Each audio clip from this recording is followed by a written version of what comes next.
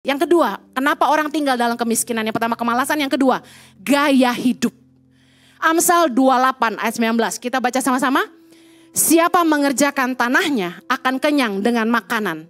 Tetapi siapa mengejar barang yang sia-sia akan kenyang dengan kemiskinan. Amsal 21 ayat 20. Harta yang indah dan minyak ada di kediaman orang bijak. Tetapi orang yang bebal memboroskannya.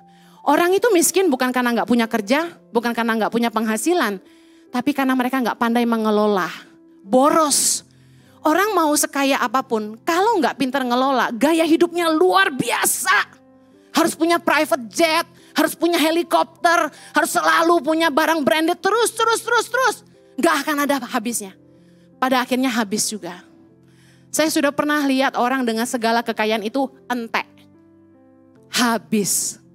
Rumah besar, aset di mana-mana habis. Siapa bilang harta gak bisa habis? Kepandaian kita mengelola yang bisa membuat kita bijaksana. Dan kemudian kita bisa memelihara anak-anak kita, keluarga kita.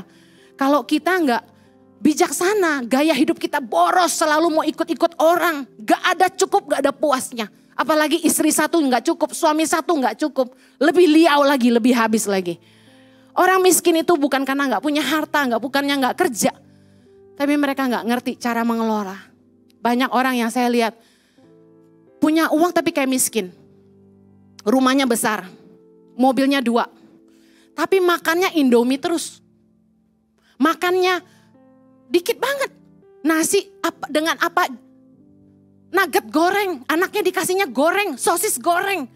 Saya kasihan gitu loh. Saya pikir gini, orang kalau kaya kenapa gak bayar koki aja? Karena gini, dapur kita menentukan masa depan kita. Tahukah Anda kesehatan Anda bergantung dari kokimu? Siapa yang masak di rumahmu menentukan umurmu panjang atau enggak. Memang tangan hidup kita di tangan Tuhan.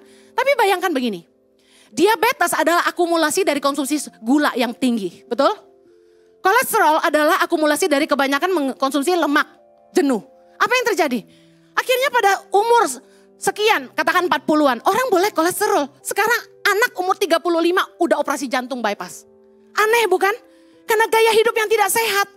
Makanan kita menentukan kesehatan kita. Jangan bilang, hidup mati di tangan Tuhan, kita sakit Tuhan yang tentukan. Enggak. Bijak tidak bijak Anda hidup menentukan. Percuma Anda bayar asuransi mahal-mahal. Dengan jaminan gini, tenang kalau sakit masuk ke rumah sakit tinggal check in. Lu kira hotel? Ditusuk-tusuk. Dengar baik. Makanan jangan pelit. Giliran asuransi berani mahal. Makan aja teri mulu. Indomie mulu, Bu. Anaknya doyannya yang begituan, telur ceplok, Indomie, telur ceplok.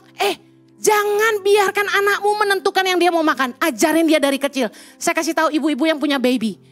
Kan gigi anak gatel tuh. Kunyahnya apa? Jangan kasih karet. Kukusin brokoli. Kukusin sayur-sayuran labu siam kecil. Jadi dia terbiasa makan sayur dari kecil. Sayang, saya baru tahu ilmu itu sekarang anak saya udah gede. Saya mau bagiin. Karena gaya hidup sehat dimulai dari kecil. Amin.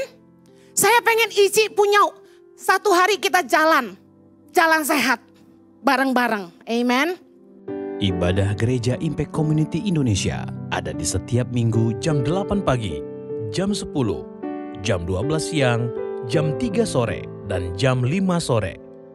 Setiap ibadah disertai ibadah anak atau Impact Kids dan ibadah remaja.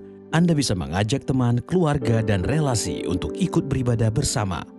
Dan bagi anak-anak muda, ada Impact Youth jam 5 sore waktu Indonesia Barat di Gereja Impact Community Indonesia.